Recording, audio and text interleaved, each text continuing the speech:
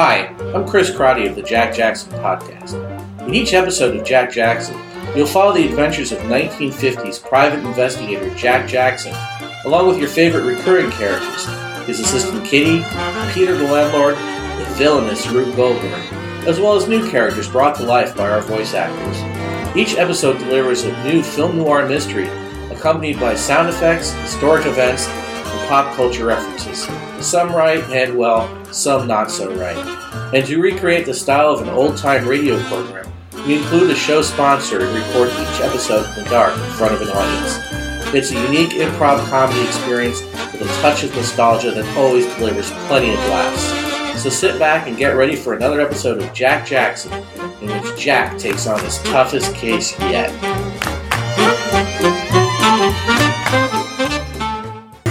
Alright, ladies and gentlemen, it's time for an all-new episode of Jack Jackson EI. Sponsored as always by Emerson's Ironing Boards. If you're not ironing on an Emerson, just put that iron to your face. Tonight, Jack takes on his toughest case yet, in the case of the two-tailed cat. Monday morning, Dock City. It had been a rough weekend. I didn't get a lot of cases. And as always, rent was due. Jack! What's going on, Kitty? I made you breakfast, Jack. Oh, that's wonderful. Why don't you just leave it on my desk? I stayed up all night cooking it for you, Jack. Oh, that's Ham great. and eggs and pancakes and coffee cakes and fruit cocktails and real cocktails and puddings and... She was placing lots of different things on my desk. and bananas and pineapples. I lit a cigarette and stared longingly out the window. And pot roast and cookies and the morning newspaper, too. Ah, thanks for preparing me a morning newspaper. I took the paper and leaned back in my chair. I wasn't hungry. I took a look at what's in the paper. Took a long drag from my cigarette. The hash browns are getting cold, Jack. And there he was.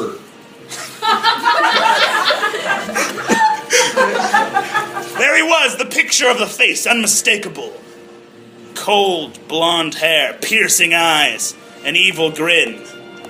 It was him. My old nemesis, Rube Goldberg. Have a sausage, Jack. Kitty, do you know anything about this? I'll put it in your mouth for you. Isn't that good, Jack? I handed her Good the paper. sausage. Oh.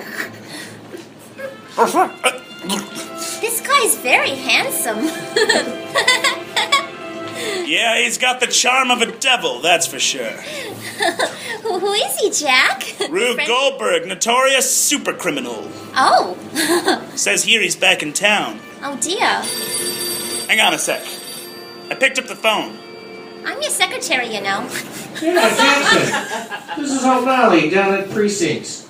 How's it going, O'Malley? Well, you tell me. You want to tell me why we found your prints down at a crime scene? I'll just eat these pancakes. I struck a worried look. Kitty was chewing on pancakes and she looked at me. She looked nervous. She could see I was distressed. Yeah, we found your prints down at the cat show. Seems that Lionel Katz, the head of the cat show, was bludgeoned to death. That's right, Lionel Katz. Somebody did him in with a cat statue with two tails. Your prints are all over it. We're going to need you to come in, Jack.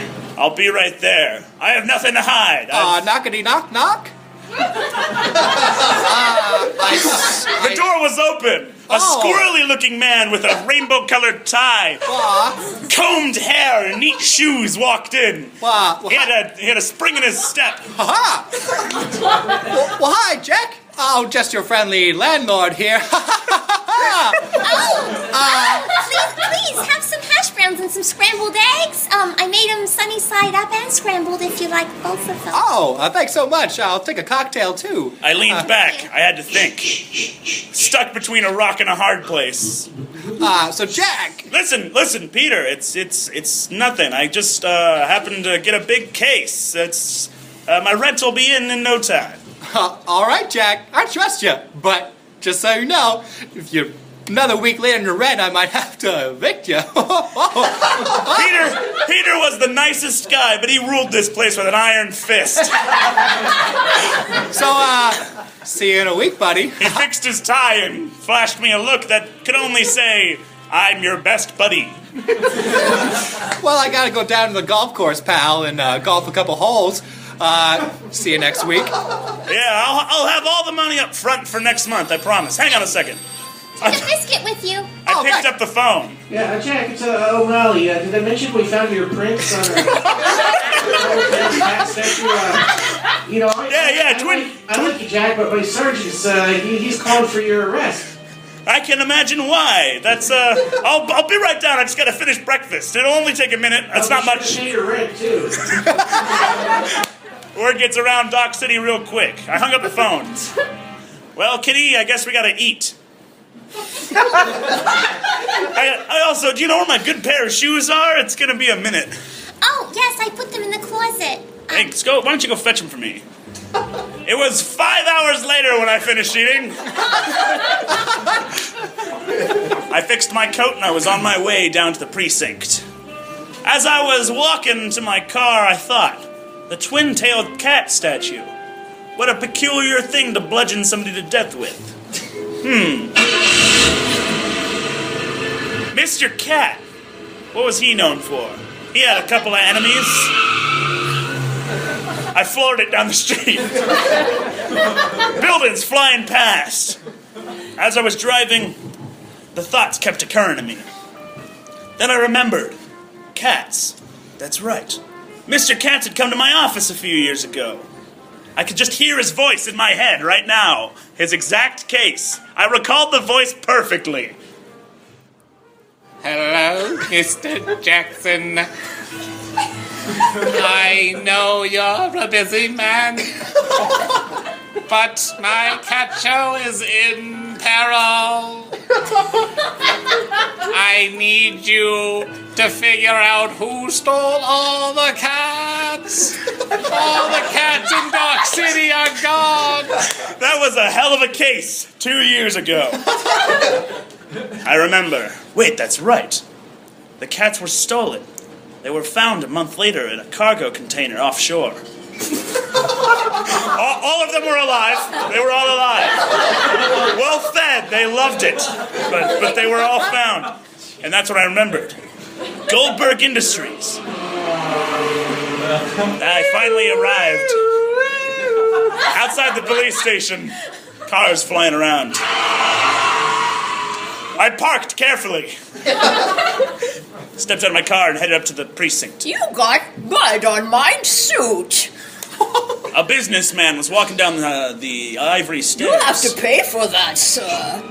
Let me get you next week. Here, take my card. As I handed him the card, I looked at him. I recognized him, but I couldn't quite put my finger on it.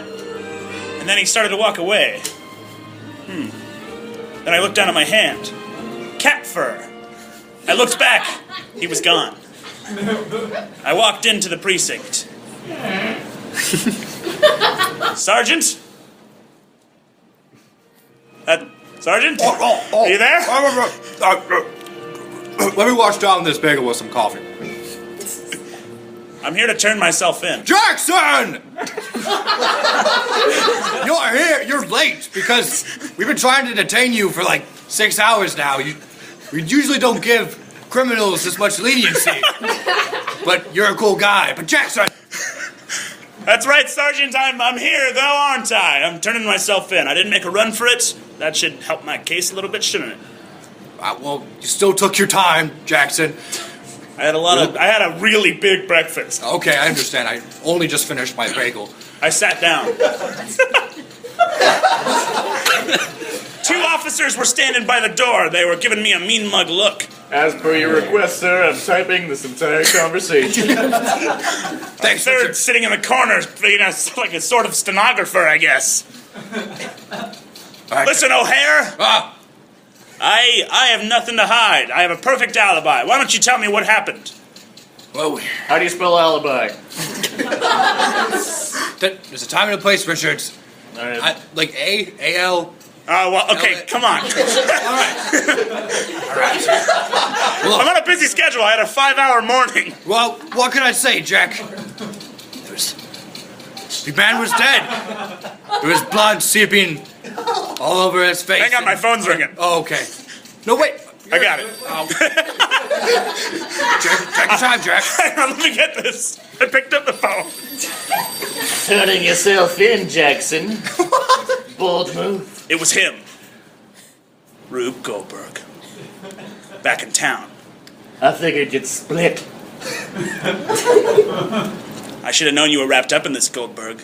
Goldberg and me went way back. Sergeant O'Hare started pouring himself a drink. He was quietly waiting for me to finish my phone call. You know me, Jackson. I'm like a spider. I'm involved in all the webs. He had his feelers all over town. Goldberg was untouchable. He was in with the mayor, the military, and the clergy. Anyway, Jackson, I don't want to hold you up. I know they're going to get you in shackles anytime now, but... They clapped shackles on me behind my back. I held the phone with my shoulder, doing that phone thing that moms do. Just know that you've finally been beaten by the one person you could never pin down. We'll see about that, Goldberg. We'll see. Jackson! The phone hung up. Jackson, do you want any shandy?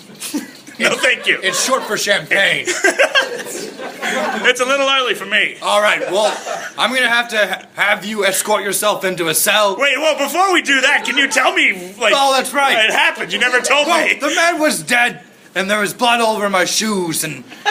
You were there? Yes, I got a call, and I investigated myself, and the murder weapon, it had your exact prints on it, Jack. The two-tailed cat statue. Yes, science doesn't lie, Jack. I'm afraid that we have to trust those prints over your word. If we can't trust science, what can we trust, Jack? Oh, Hare, me and you go way back. You know this isn't my M.O. I know, Jack, but until we have a better route...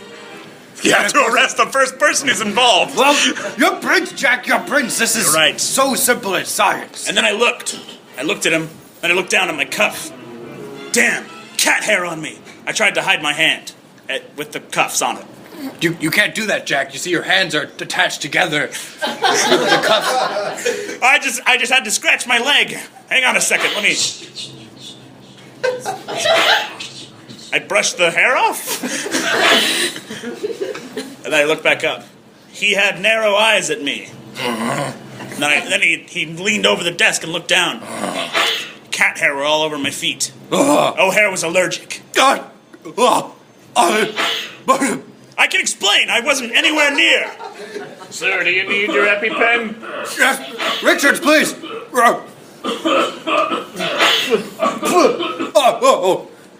He stabbed him with the EpiPen.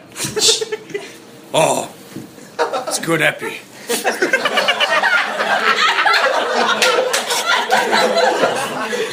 Listen, O'Hare, I can explain. But it was too late. Sir, I don't like how much you enjoy your EpiPen. Oh, Richards! Give me another pen! They pulled me out of the room. The sergeant of the police overdosing on adrenaline. Sir, please, EpiPen technology is dangerous. We don't know what it could do to you. I was pulled out of the room. They threw me in a cell. Here you go, buddy. You're gonna be staying in here for a really long time. They uncuffed me, slid a piece of bread under the cell door. We don't want you to starve. Damn, 2 things on me. My prints and the cat hair. You're talking to yourself, son. Sorry. I thought I was inner monologuing. Sorry. Nope, I heard you loud and clear. All right. I actually kind of appreciate it. I get kind of lonely in here. You know what? Maybe I'll just eat this over here. I haven't had any prisoners to talk to in the last 5 days. It's just been me. He sat there and talked to me for another 2 hours. Some good bread eating technique, and that's when I came back from the war and discovered that she was there all along. Funny how life is, well, don't you think so? We were both sitting there smoking cigarettes in my cell. That's when Sergeant O'Hare came back around the corner. His veins were bulging. Want some coffee, Jack? No thanks, O'Hare. I was hoping maybe you could tell me more about what happened. If I'm to be wrapped up in this murder, if I'm going down for this, I'd like to know. I was wondering too. Oh, maybe you should leave. Frank, you're still I'm here. enjoying it. Don't mind me. Frank, you don't have to lock yourself in the cell with the prisoners. I'm method. I like learning what they go through. He opened the door. Frank made his way off. Fine, maybe I'll go in. Maybe. Take it easy, Frank. O'Hare came in and sat down on the bed across from mine. Well, Jack, It squished underneath him. I think Frank was sitting on that for a long time. I don't know what happened. He was maybe sweaty or something. Weird. Now, Jack. Come on, give me the details, O'Hare. All right. You can't lock me in here and not tell me what happened to my own murder. Sir, please, don't use the new Tempur-Pedic technology beds. We don't know what they'll do to you. Johnson! I've never felt comfort like this, Johnson. Oh, It's almost like an ironing board, isn't it? yes. A lot like an Everson's ironing board. Oh, my mama always used an Everson. Yeah, that's good, because if she didn't, she would put the iron on her face and burn herself. Yeah. My sweetheart Victoria used All the other Eversons. kids' Cub Scout uniforms looked like total crap because they didn't use an Everson's. Everson's ironing boards. You were saying, Sergeant O'Hare. Yes, sorry. So, we were investigating the scene, and like we said, the fingerprints, so we just assumed, but there was one other odd thing. There was some dug-up earth near the corpse. We went through the hole, but it didn't lead anywhere. It was rather mysterious. Just a hole next to the body. Yeah, I mean, there's nothing in it, but I don't know. That's what I saw. Also, there was a guy in a mask. He seemed kind of cool, though, but he might have been suspicious as well. Ow. Sir, how much adrenaline have you taken? That knife should have hurt you way worse than that. Sir! Why is our prison open air? I stood up out of the open-air prison.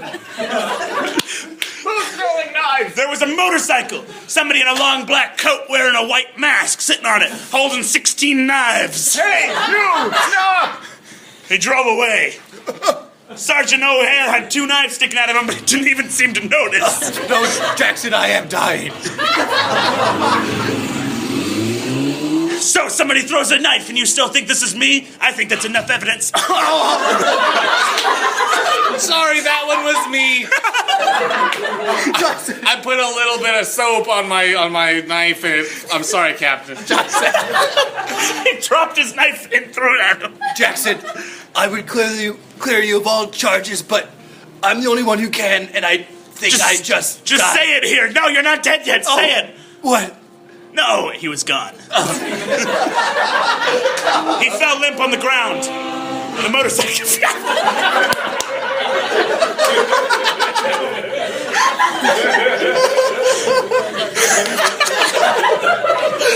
Samson, 16 knives, likes to make sure the job is done. He shouted as he drove by on his motorcycle. He made another lap. We all were hiding at this point. Hold on, I've seen these knives before. We all had our guns out, pointing around. The stenographer from earlier was crouching next to O'Hare's body. This is from that fancy steak place that I eat with my Martha. A plane flew by. 8 more to go. Somebody shoot him next time. Oh, let's try. I got my old shotgun. You said you saw these at a steak place. Quick, here he comes again. Take cover. He's walking this time. You can't hit me with your bullets. I'll just move out of the way. He's too powerful. It's a steak place over on 5th Street called McCready's. Jack. The police were all chasing down the Samson 16 knives. Johnson, we gotta get this guy. You solve your own murder. Jack, I have a secret passageway dug out of here. Hang on, I think I made it when I was bored. Oh no, Frank! Rube Goldberg says hello. That was all the evidence I needed. It was about 30 minutes later when the police let me out of the cell. O'Hare looked like a pincushion. 17 knives sticking out of him. I guess I had an extra one. One in the barrel, I like to say. It actually made sense because one of the police officers dropped his knife and, you know what, whatever. The police... Jack, they called me and they told me everything and I came here as quickly as I could. Jack, are you okay? Are you okay? Kitty picked me up. Oh. We were... Wow, that lady's strong. Jack, She set me down in the car. And then we drove away. So. Kitty, calm down. It's all right. Kitty, You just sit back, Jack. I'll drive for you. let me explain. Let me drive. They've got a lot of evidence on me. Yeah, I heard you killed a guy, but that's okay. I got us 2 plane tickets. No, Kitty, no. No, Kitty, let me explain. I put my hand on her shoulder. She slowed down very carefully. Kitty, they gave me 12 hours to solve this murder. Oh, Jack, that's not enough time. It took you 5 hours just to eat breakfast. I'm gonna do my best. We can do it together, Kitty. Here's the thing. Samson 16's back on the knife throwing job. And you know who he answers to? Rube Goldberg.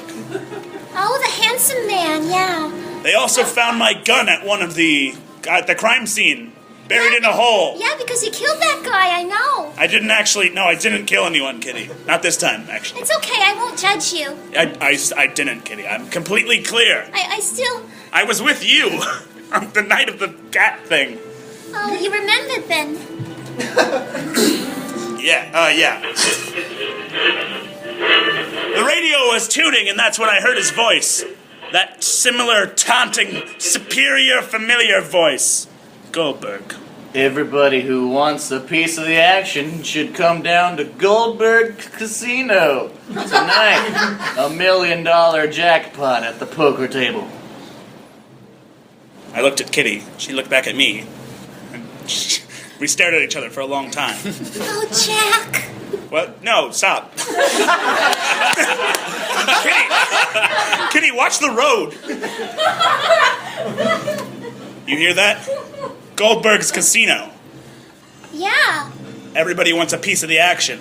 You know, $1 million is a lot of money. That could get us 10,000 trips to Panama.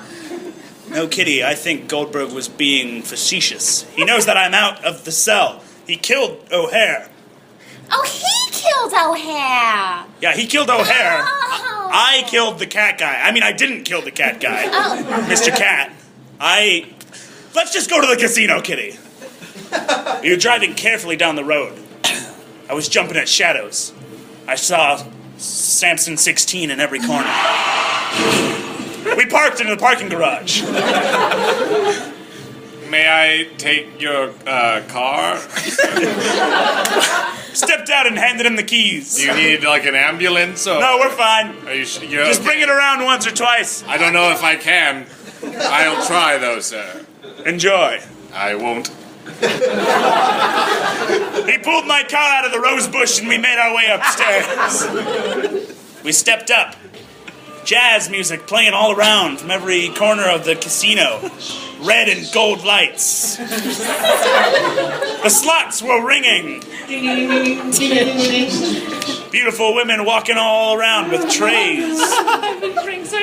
Oh, look at those very average-looking women walking by, Jack. Oh, I'm seeing them, Kitty. I sure am seeing them. Hey, Debbie, how you doing?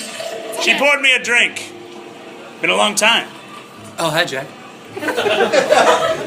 I see you did that thing with your facial hair that I haven't seen you do before. Yeah, I shaved it. Oh. I know usually I'm rugged stubble kind of guy, but today I'm just going to Hey, shave. Jack. What's that, Kitty? Let's play the slot machine together. Hang on. Debbie might have some information. Debbie, you don't got any information for us, do ya? I flashed her a knowing wink. Oh. I did before, but because of that wink, it jogged my memory. They say there's a sax player around these parts who's real good friends with Goldberg.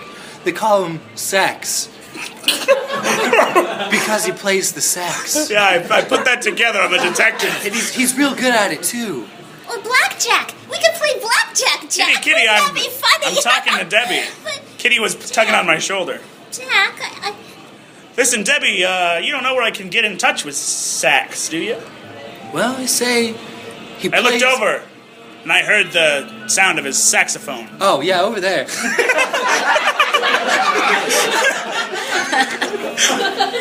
It was beautiful. The best sax playing I'd heard and ever. I made my way over, taking a sip off of Debbie's drink. See you around, Debbie. Bye, Jack. I always lapped it up with my tongue. Oh. That's how I drank champagne. Oh, you rugged man. I walked over and I took a table. Kitty sat down in front of me. She put her leg over her other leg and crossed her arms, looking kind of upset. I couldn't imagine why. We sat there and listened to Sax. He played for a little while. Then he came down. He looked right at me. Stopped playing abruptly. The whole club looked up at him and was very confused. What? What's going on? Excuse me there, everybody. I got some business to attend to. I'll be back in like 5 minutes or so. Sax was an older black man. Peppered gray hair, dirty nails. He stepped down off the stage in the middle of a song. Do I get a refund? Tip the waiter. Sax, should we all never keep come to Las playing Vegas or? for a Yeah. All right. Yeah, Slim, just keep it splashy. Keep that bass line splashy, all right. He made his way off the stage. He walked backstage real quick and then came out wearing a completely different outfit. Jackson, He came over, leaned on my table. you know I'm straight. I don't know why you think that you need to be here no more. Well, Sax, it's been a long time. You've cleaned yourself up. I have. I'll keep my nose very clean, Jackson. I don't see why you need to be any part of my nose. Oh, I didn't come here to be a part of your nose, Sax. Not today, at least. Yeah, that's what they all say. I'm What just can I do, interested you? in And eat them French fried potatoes you left there on the table. Yeah, go ahead and take them, Sling. All right. His cellist grabbed the potatoes. Just keep that cellist line splashy. Some people call it a cello, I call it a Kaiser. Anyway, Jack. Sax looked back at me. Yeah, what do you need? I came here to get in on part of the action. I looked at him, and then that's when he knew exactly what I meant. I don't know if I know what you're talking about. He raised his eyebrows and looked off to the side as if trying to indicate something to me. I'm pretty positive that any kind of gambling you might need to do can be done here on the main hall. He kept nodding his head, indicating towards a door. Said employees only. And definitely don't go saying the numbers 246 near any doors. It will get you nowhere. Sax leaned over on the table, got real close to my face. You know, I always liked feeling your breath on my neck. I'm doing this out of respect for you, Jack. Okay. I suddenly was very uncomfortable. Now, if you don't mind, I'm gonna go back to my splashy band. You boys keeping it splashy? Yeah, we get it splashed. You know about that. All right, stop playing your sax and give back my sax. You want the sax part back? I get it back. Yeah, toss it over. Here you go. All right, thank you.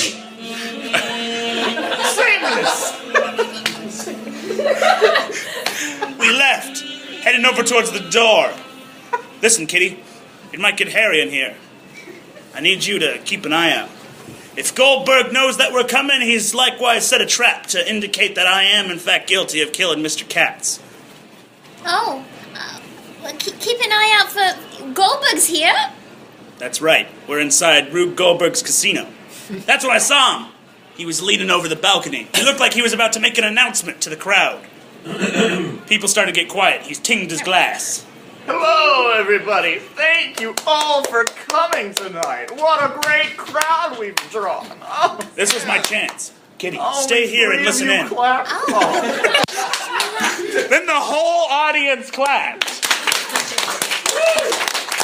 There we go. Now, ladies and gentlemen, thank you all for coming. I hope you all plan on playing in our $1 million poker tournament. Oh, well, if he's just going to announce it, why am I keeping it a secret?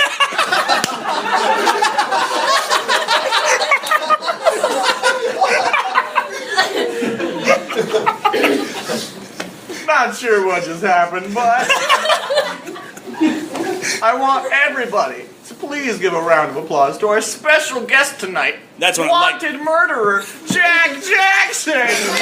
Oh!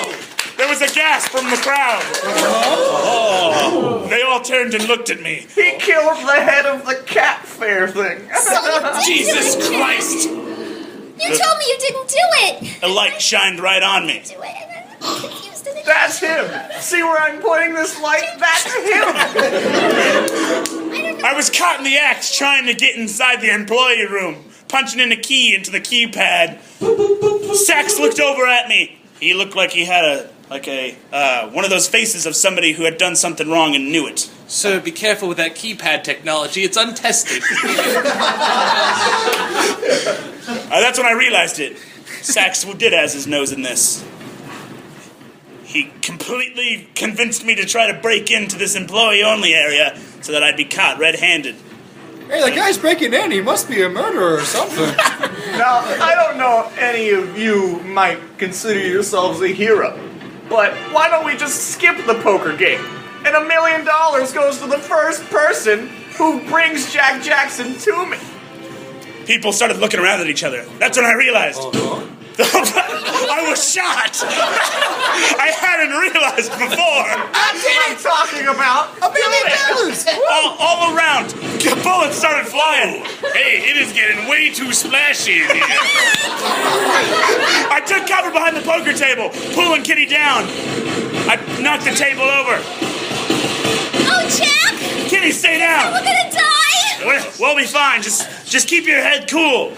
I ain't getting blamed for this, Jack. Bye. Jack, there's a little handle on the floor. We looked down. There was a trap door. Throw it open, Kitty, I'll cover us. I peeked back up. Pulled out both of my revolvers and started firing. Come down, Jack. I could hear the sounds. Rube Goldberg laughing over the crowd.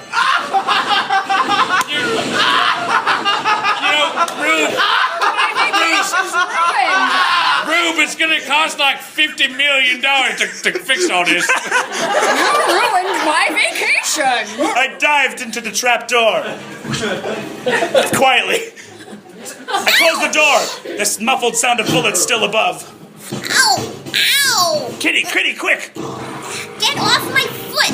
Oh. It was dark. We couldn't tell where we were, but it was moist. Oh. There's some water dripping from the ceiling. Oh my goodness! I'm knocky, Jack.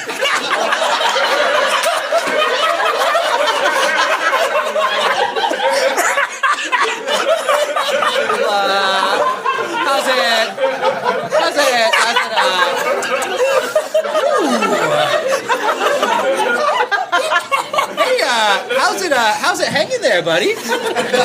Looks like you fell down a trap door. It was my landlord, Peter. Looks like you fell down a trap door into another trap. Wow. He had a shotgun pointed it right at us. A chick.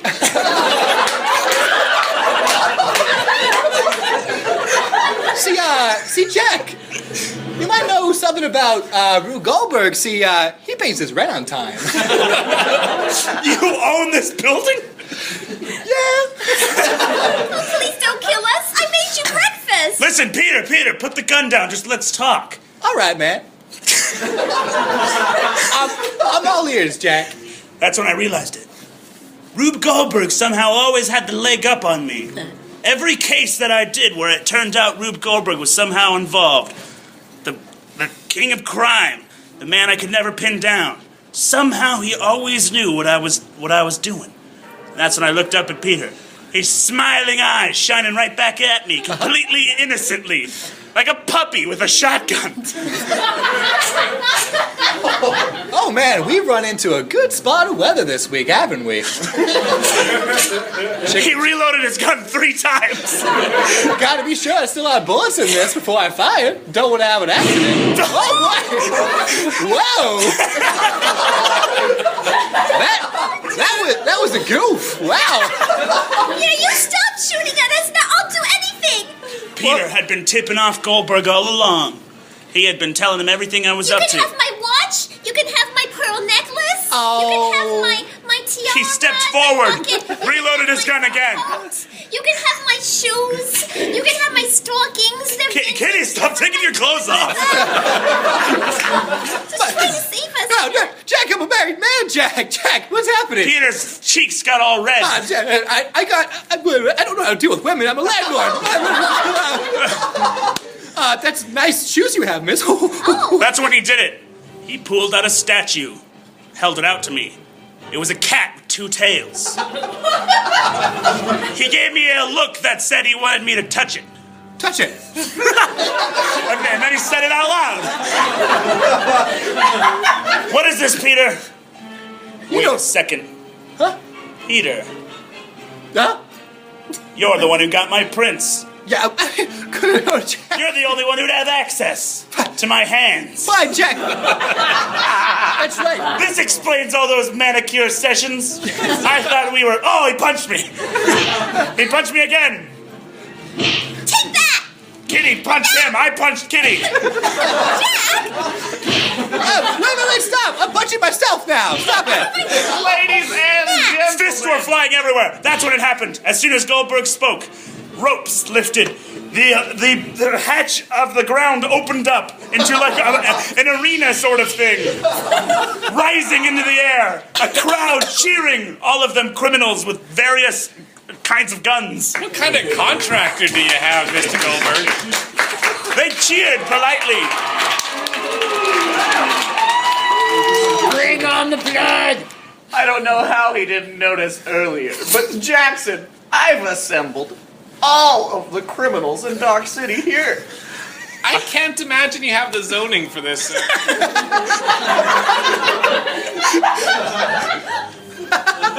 His accountant said, "Don't you know? Goldberg's above the law, aren't you, Goldberg?" That's right. Now, Peter holding the cat. All of these criminals around with their guns and their angry-looking faces. They all grunted angrily. You got mud on my suit. look at their faces, Jackson. Look how many of these people you put away just for, committing crimes. How dare you? Spotlights shined on me again. Peter smiled and waved politely at the audience. Hey, hi. I'm Peter. Hi, Peter. Hi, Peter. Will Jack Jackson be able to escape this predicament? Find out next week in the exciting conclusion of Jack Jackson and the case of the 2-tailed cat. Sponsored as always by Emerson's Ironing Board. If you're not using an Emerson ironing board, you might as well go naked.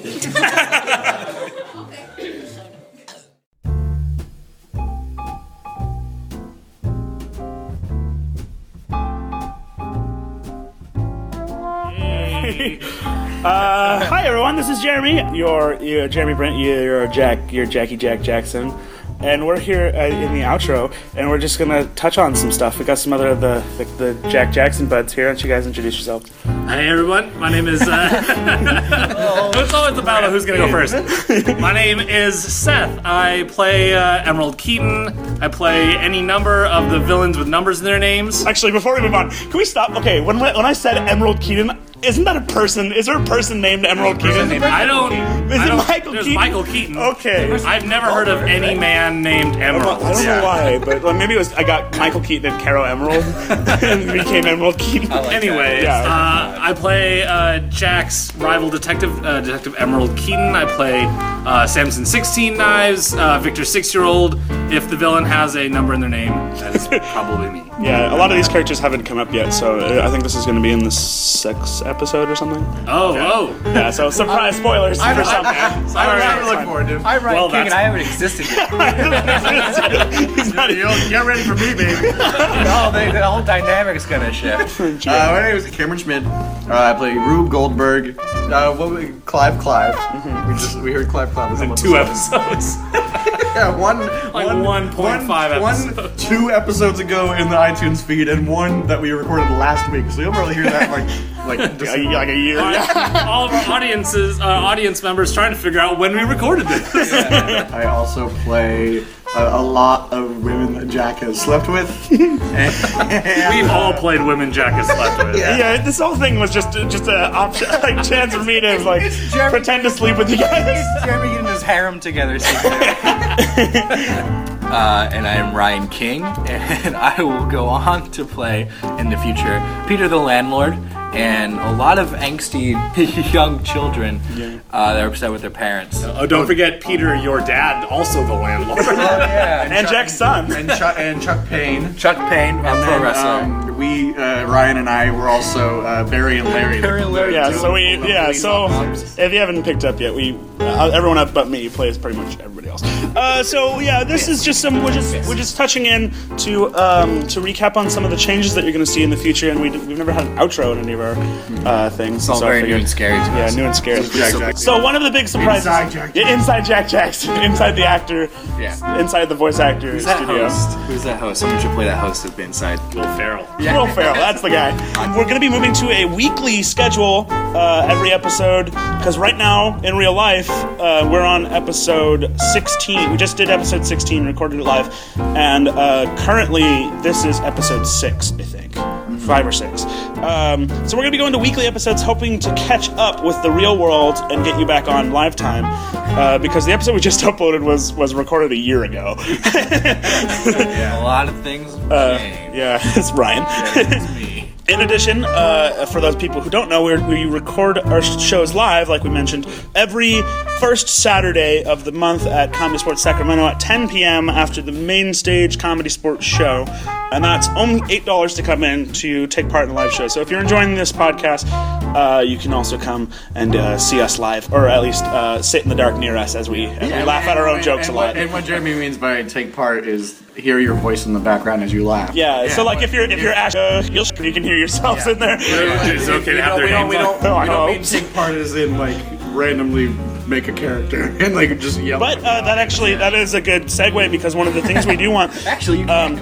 Yeah, you can. If you want to hear your own. If you're a Sacramento area improviser or a comedian of some other ilk, if you want to do some improv with us, all you have to do is contact us through our normal channels, our Facebook page. You can call the number that I'll have edited in right now. 916-243-8541. And so you can come, you can be one of our guest stars. We have a lot of really great guest stars all over the Sacramento area, including Wasting All the Time. Yeah, they were really great. They were really funny. A lot of performers here at CSC Sacramento, and also in other improv arenas.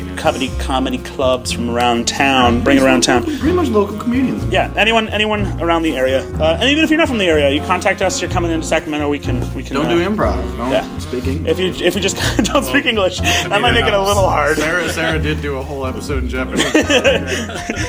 And so you can do that. You can contact us for that. And we also do live shows. We can come to your event, your town, your house. Just come and sit in your bedroom and do a Jack Jackson to sleep. Yeah. We may do it even if you don't. We'll just come. We What's just that you won't know. What's that acronym for when you really like soft tones? Like ASMR. Yeah. Well, Hey, welcome back to Jack You Jackson. can be lulled to sleep with the the subtle sounds of knife throwing. Dulcet tones of machine gun fire. 15 bottles open. they'll all get put down to like 10% volume. Just like.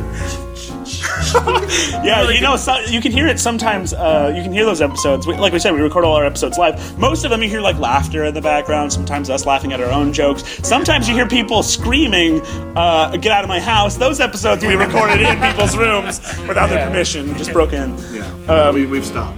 Yeah, stop doing that. doing crimes. Clean podcast. So that's the gist. And the last thing. If you want to find out more about Jack Jackson, you can go to our Facebook, facebook.com/Jack Jackson Noir, JackJacksonNoir. Our Tumblr, we're on SoundCloud. You can also go to Comedysportz with a Z, Sacramento.com. That's comedy, no space, sports with a Z, Sacramento.com/Jack. And that has all our ticketing information if you want to go on there. Happy boys, anything to say?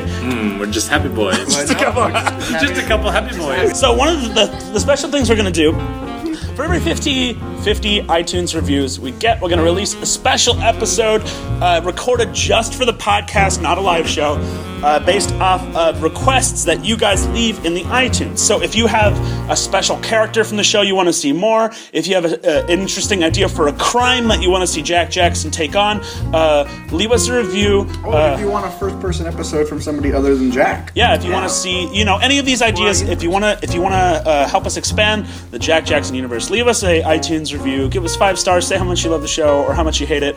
How much the show went downhill when Ryan joined. No. And I consider it a personal favor if you would tell us that you want more magic and space stuff. No, it's rooted in reality. At least if you hate the podcast, still give us a 5-star review. Yeah, that's how much you hate it. Yeah, I hate it. The burning passion of 5 suns. That would show us. What else? Oh, another thing that we're going to be playing with in the near future. We're gonna be opening up a speakeasy. Jack Jackson speakeasy.